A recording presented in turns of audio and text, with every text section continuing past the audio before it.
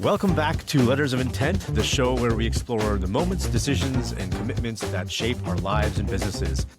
Today, we are joined by a man whose life story is a masterclass in resilience and leadership. Originally from Buenos Aires, he arrived in the United States with a suitcase full of dreams, but very limited resources. Through discipline and deep sense of purpose, he transformed himself from a fearful immigrant to a successful citizen and a pillar of the Los Angeles community, which we'll hear more about. He's a financial protection professional, entrepreneur, author, and community builder. I welcomed Jorge Eduardo Rabaso to the show.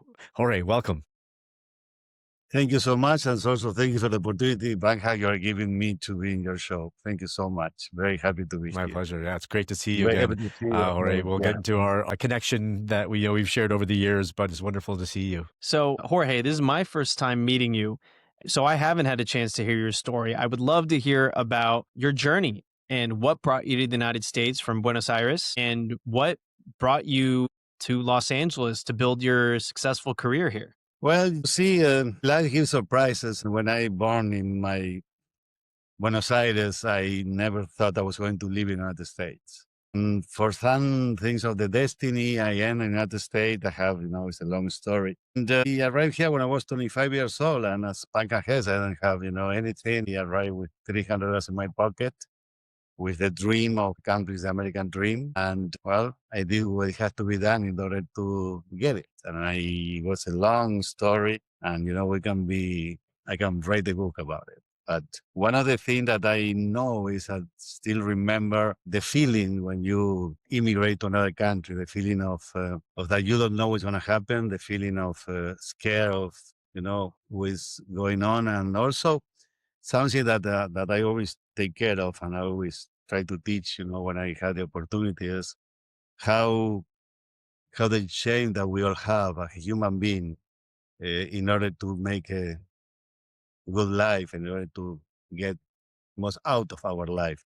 And when you are in another country in another language, it's even much more difficult. That brings me to, you recently received the Fernando Award, which is a very prestigious award related to leaders of nonprofit organizations.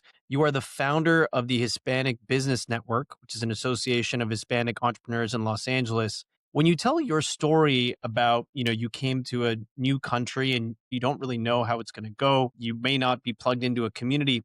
Did you found this organization as a response to your own experience that you would have liked to have had a community like this? Or what inspired you to get involved and become the founder of the Hispanic Business Network? Okay, what a good question. Well, when I came to this country, I did everything that was necessary in order to survive. I was a busboy in the San Fernando Valley coffee shop. I remember delivering papers in the daily news. I was a messenger, in giving packet to the lawyers and they signed them, exist emails or faxes at that time. And then after 4 years, because I was in sales all my life and I started to work when I was 9 years old, actually. I was selling all my life.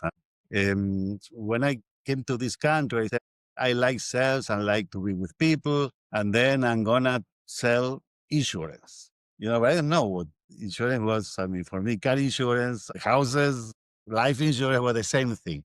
But someone for a big company said, Jorge, why don't you come with us and we can train you or you can do a life insurance. And at that time it was life insurance plus health insurance, disability, annuities, and long-term care. I remember being in this company. I remember this and I will remember it all my life, to be in the 9th floor looking to Los Angeles. It was life insurance. I didn't know, 20 people. I remember I went to this company, 20 people. And I said to myself, how am I going to do this? How? Los Angeles was there. I mean, my English was maybe 50, 60%. And then I started to walk in the street, going, to East Los Angeles, going to Panorama City, going to the factories, but they say, let's go to the Chamber of Commerce, because in the Chamber of Commerce is where you find people.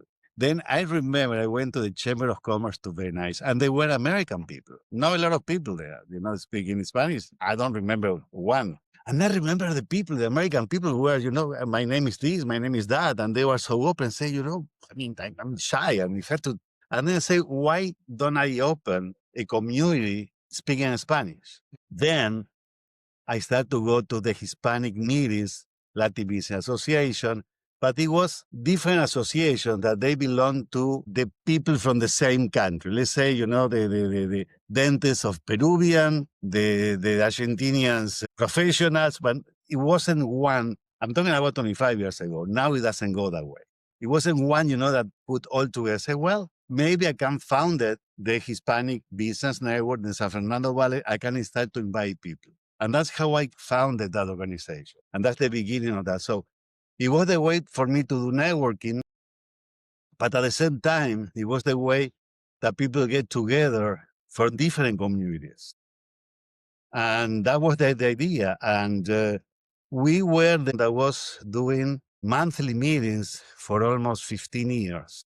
Interesting. And and it was a big thing because it was a big change in the Hispanic community. So I know that you are the founder of the Hispanic Business Network, which sounds like it's almost modeled off of a chamber of commerce. But I also know that you are on the boards for Meeting Each Need with Dignity, the Valley Fair, the Panorama City Neighborhood Council, and you're also an advisor for the Archdiocese of Los Angeles. So you are quite involved in the community. Where does this drive to be involved in the community come from? Does it come from your childhood, your upbringing? Where does that desire come from? Well, there's more things that I have involved with.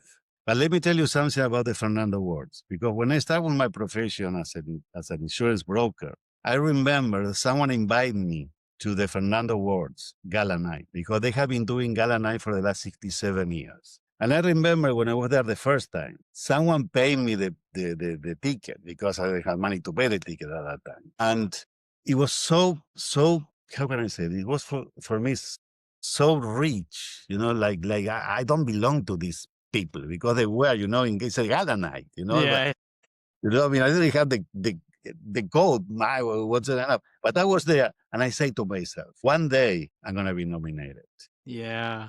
25 years later, I was nominated. It was part of my American dream. So let me share Wow. this with you.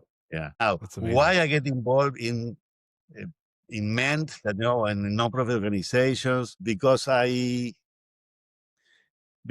like to help people. Even now, I am involved with my foundation doing a lot of things that is not business for me. So the business now is going in another way. I help people to invest money. I help people to get, buy-sell agreements. I advise people to go to lawyers to do living trust. I mean, and the people I'm dealing with is the low-income people and immigrants. So I want to, every time I am in front of people, I'm teaching, saying how to be a good entrepreneur, how to be a good human being in some way, because I found a book called The 7 Habits of the Highly Effective People that I had the license to teach. And every time I'm in front of them, I had the feeling that I'm in front of myself 25 years ago. They have my dreams. They have everything I have. They have the same shyness. They have the same insecurity. So I'm able to help them. So the reason I'm doing the nonprofit in the last 15 years was because it's the way I can give back, because life was very generous with me. Where does this desire to give back come from, though? I think a lot of people have been successful in LA as a kind of, you've now been here for I think 25 years, you said. We see a lot of flash, a lot of people trying to chase money and make a lot of money, but not everyone has this desire to give back. Is that something that came from, your upbringing, your parents? Is it just because you've always cared about building a community? What is it about giving back? Well, my mother, she has an organization that she gave her the life to in my country, and I saw her helping thousands of people. Maybe that's the thing. But I have no doubt that the happiness is around the corner if we decide to help people. I Yes. have no Yeah. doubt that we can be, all of us, we can be the figure of transition of people. So everything goes through you, you can improve it. I love If that. you see a friend, you can improve because you can teach them things that in your business or as a lawyer partner. I mean, everyone who came through you, if you're a good person, you have a good feeling, can be improved through you. Yeah, there is a habit in the 7 habits of the highly effective people that is play win-win. And play win-win means whatever goes through our life, they had to win and we had to win. See, It's such a fascinating approach. And also, I feel like a little bit counterintuitive to what we see a lot today in politics and on television, where I see so many people trying to play a zero sum game. But I love the fact that you're talking about playing a win win game, because I really believe in that too. Right? Like I tell my clients, when we win, we all win, right? Our goal is to help you win. So then we can also all win, and rising tide raises all boats, essentially, right? So I love that philosophy of win. And I feel like it needs to be spread more, because sometimes people see too much of a zero sum game in the world. It's not the world we live in. well, the thing is, because we don't find this education in our society, we don't find this education in school. But what we're looking for, I believe that the human being, we have some kind of hole that had to be filled in some ways. It's about power, it's about ego, and then the easiest way, maybe it's money. You have money, you have power. But that's not the truth, because that hole with money doesn't fill. We all know this. Yes. So how if I said, okay, you know what? Whatever we learn and whatever it helped put in our life, I had the power to teach this to others. That made me power, and they made me Yeah. alive. And it's the way that I say, you know what? I made the difference in other people's life, because what I'm doing is teaching. What I'm doing is the best for the others. Now, if I decided to be dishonest, if I decided to be a bad man, say, okay, you know what? I'm going to cheat, I'm going to lie, etc. I will have to take this for the rest of my life. I'm willing to do that. It has a price. If I choose to teach, if I choose to help, if I choose to give to the others the best, whatever my profession is, I will take this for the rest of my life, and I made a difference in people. Yeah. Love it. Well, And this gives that power. I want to get into, our audience is entrepreneurs, operators, business people. So I want to switch gears and talk about another way that you help people with their lives. I want to talk about insurance. You said you were standing on that skyscraper, you're looking over the city of Los Angeles, and you're thinking to yourself, how am I going to do this? How am I going to sell insurance? But it turns out, not only did you sell insurance, you built a very successful business. You've helped many people. I want to dive in because we see this often.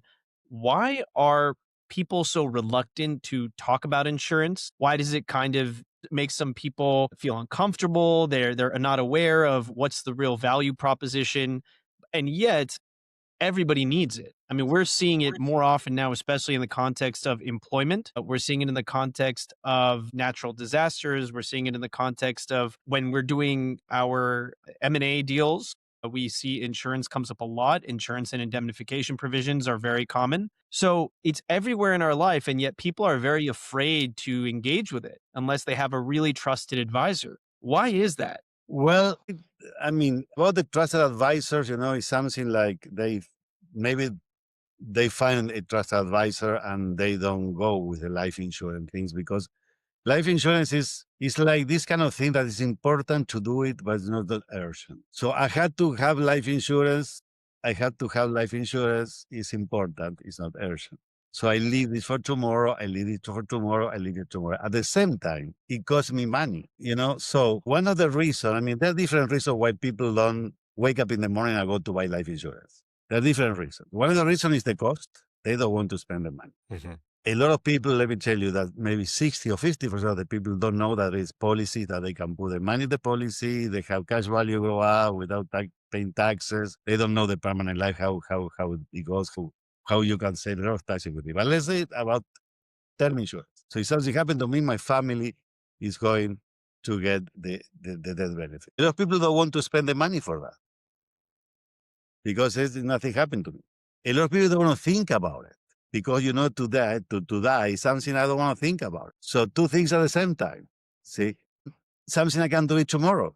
Sometimes it's a mistake, because in the middle I get sick or I get some kind of disease and I'm not qualified after that. So if we really think what life insurance means, if we have kids or we have family we're taking care of, parents, if we really think what life insurance means, we have to run and buy life insurance. Because if I really love my family, and I know that it could be a 0.1% that something can happen to me, I don't want just to risk anything to them. The thing is, I don't want to think about it. I think and it goes. Now, what happened with the car insurance? With the car insurance, the police told me I had to have car insurance. Yeah, that's right. That's another thing.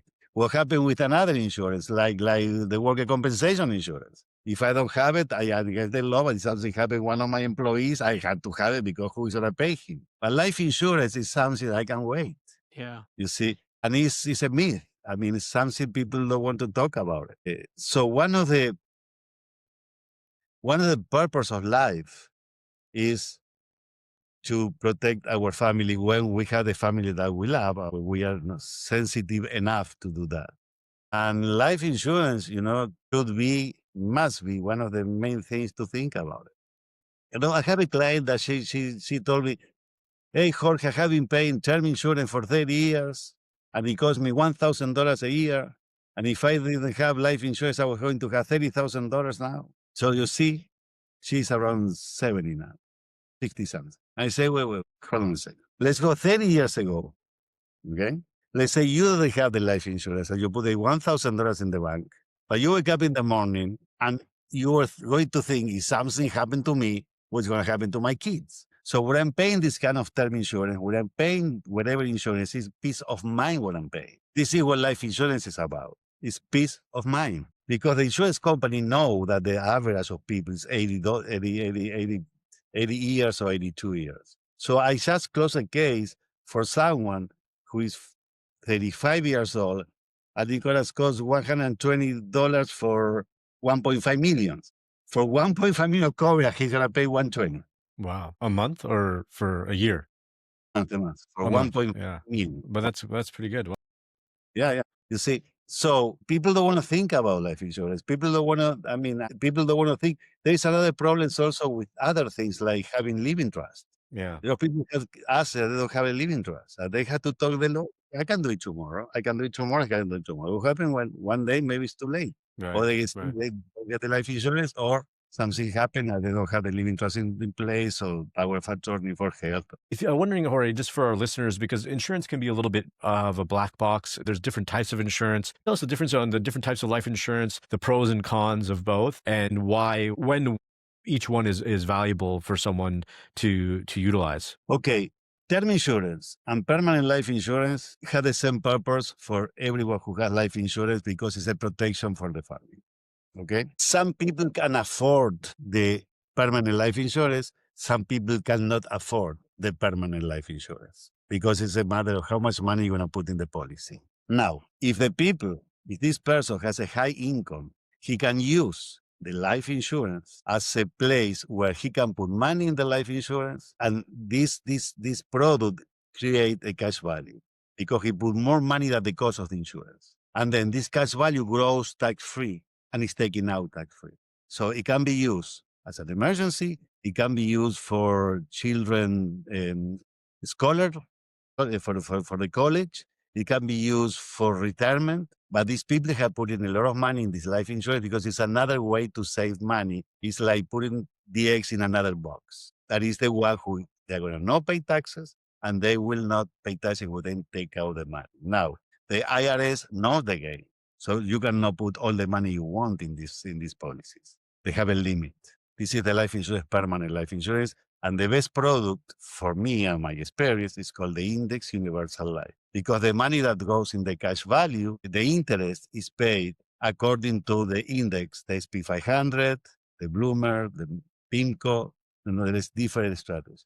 Now, if they need money as an emergency, they can take out the money from the policy at any time. Now, the people that doesn't have enough money to do this plan because they need money for paying mortgages or whatever, they need term insurance. So it's much more inexpensive. The other thing that people don't know is that now, and I say now, as I mean in the last 7-10 years, life insurance came with living benefits. And living benefits means critical illness, chronic illness, like long-term care, supplement, and critical injuries. So if something happened to me that I had to stop working, let's say, for 3 weeks or 1 month, I can go to the life insurance proceed and take out money tax-free. People don't know about this. So the idea is what the income of the person is, what the need of the life insurance is, and go from there. Because if someone came to me and said, Jorge, I'm making, my income is not large, I will not go with that. with permanent insurance for them because they can afford it. But if someone say, Jorge, my income is, the $300,000, my wife, etc., I say, you know what, for you, it's permanent life. And I explain, and when I explain this, I compare with a wealth report. It means what happens if you put the money on the other side in the 401k plan, what happens if you put money, and because of the taxes, the life insurance is very, very convenient because you don't pay taxes. When it grows, you don't pay taxes when you take the money out. Interesting. Thank you. Yeah, that's very, very helpful because I've always been confused by the whole thing, honestly. And something a lot of people don't know. Yeah. I'm surprised. I mean, all of my career, I was surprised that people they don't know. They never hear about this. Yes. I mean, yeah, I probably that's probably me.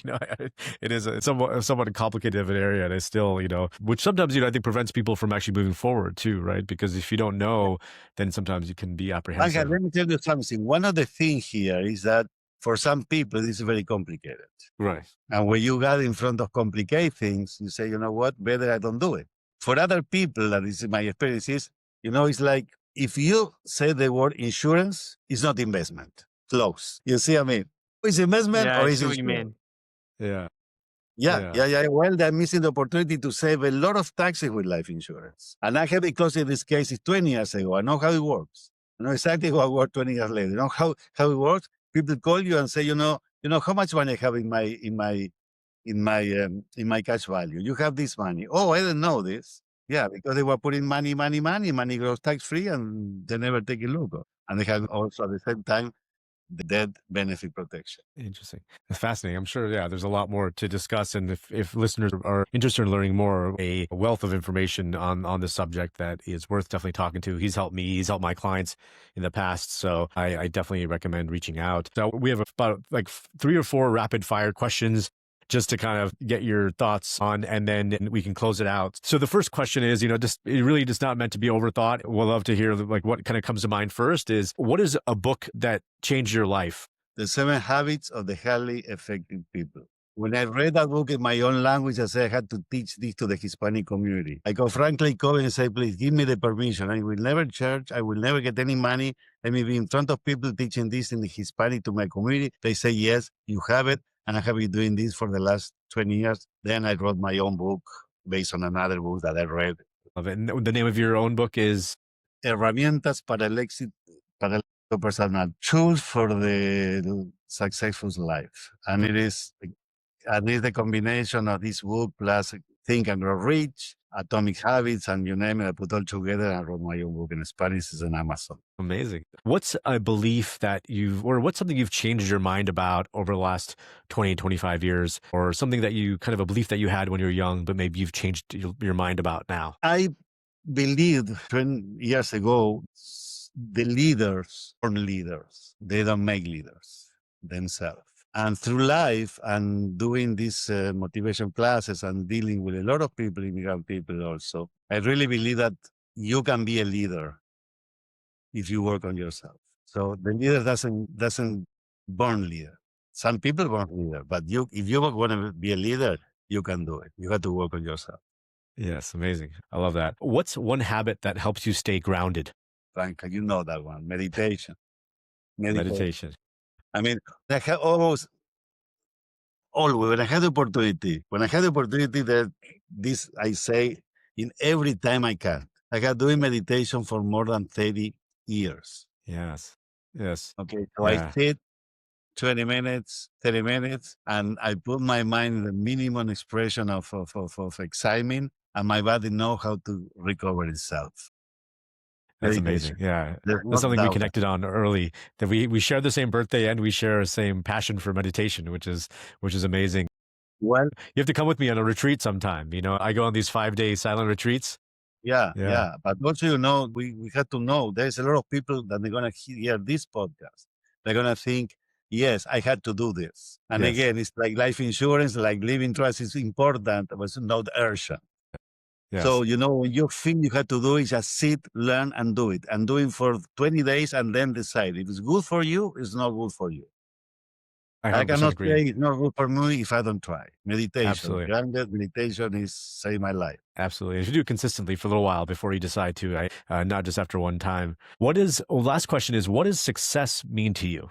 To live in peace to have a peace of mind. And it's something that we can accomplish, can come and go. I mean, it's not, that, okay, I want to get all, I'm going to be peace of mind. No, I tried and I need, and I feel that each of us, we have different problems in life, ups and downs. And sometimes we cannot have peace of mind, but we have to be looking for it.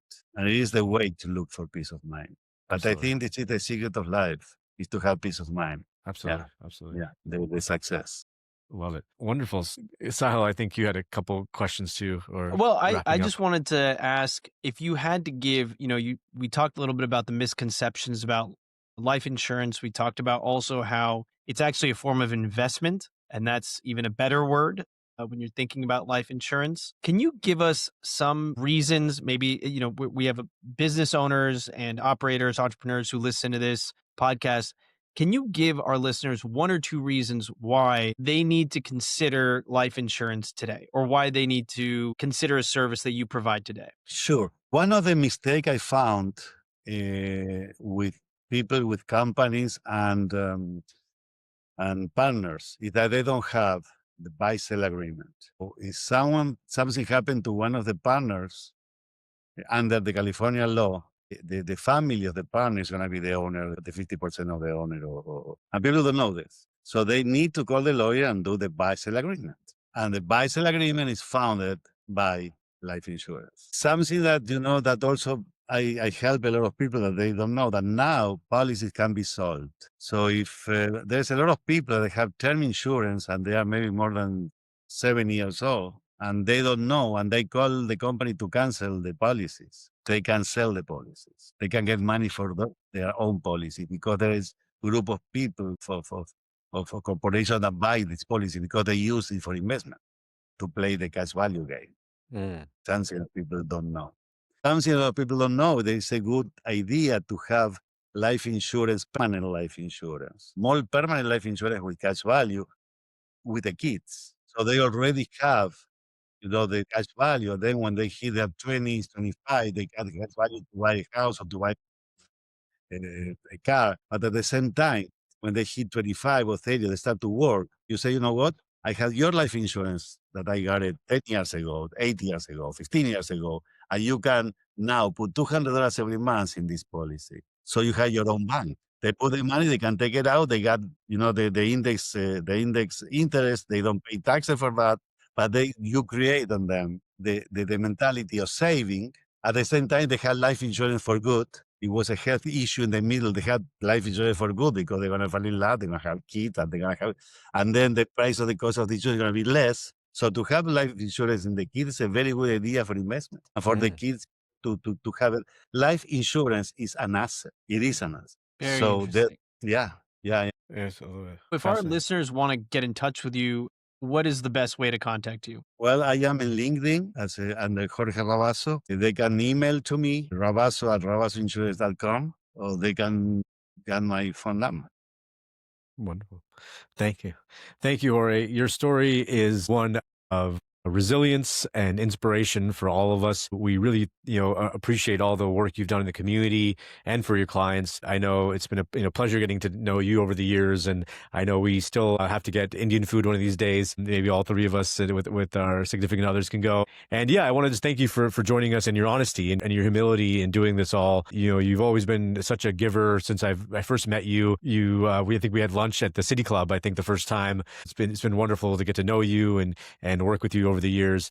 And I encourage anyone who's looking for help with their life insurance or any kind of insurance to reach out to Jorge. He's a fantastic resource. And if he can't, necessarily help with that specific type of insurance, he knows someone who can. And we really appreciate you being on our podcast today. Yeah. Well, yeah, thank you. Thank you for the opportunity that you have given me, Pankaj. I really appreciate it. And yes, let's keep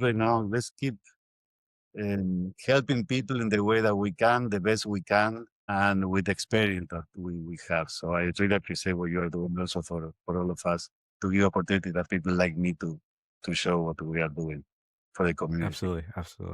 Well, Thank you. And to our listeners, thank you for joining us again. This is Letters of Intent. Please like, share, follow for more. Please leave your comments or questions, and we're happy to get back to you. If you're looking for more content like this, please let us know. Until next time, thank you again. Thank you.